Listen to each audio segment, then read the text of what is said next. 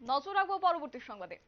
গণতন্ত্রের সর্ববৃহৎ উৎসব ভোট এবং সামনে রয়েছে অষ্টাদশ লোকসভা নির্বাচন এবং তাকে কেন্দ্র করে বলা যায় এবার নির্বাচন মানেই গণদেবতাদের রায়। গণদেবতাদের খুশি করতে এবার বাড়ি বাড়ি পৌঁছে যাচ্ছেন এক প্রকার শাসক দল বিজেপি।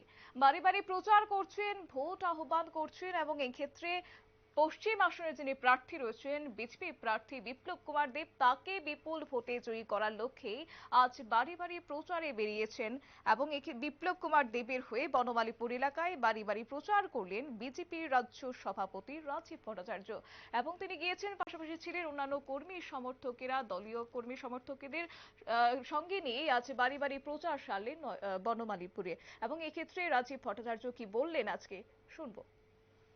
এরকম সারা পাচ্ছে। আপনারা অবগত আছেন যে আগামী 19শে এপ্রিল আমাদের এই পশ্চিম আসনের লোকসভা নির্বাচন সংগঠিত হবে।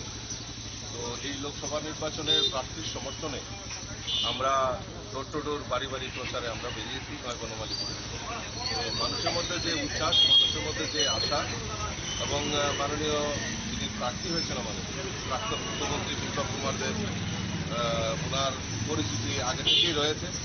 কাজেই এই পরিস্থিতির সুবাদে আমরা বলতে পারি আগামী লোকসভা নির্বাচনে আমাদের মানুষ স্বতঃস্ফূর্ততার সঙ্গে ভোট দিয়ে আমাদের প্রার্থী বিপ্লব কুমার দেব মহোদয়কে বিপুল ভোটে জয়যুক্ত করবেন এবং মোদীজির হাতকে শক্তিশালী করবেন।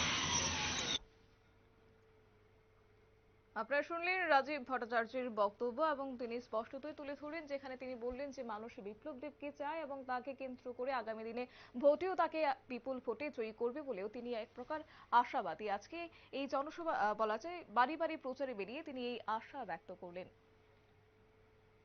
নিয়ে নিচ্ছে ছোট একটি বিজ্ঞাপন বিরতি, সঙ্গে থাকুন।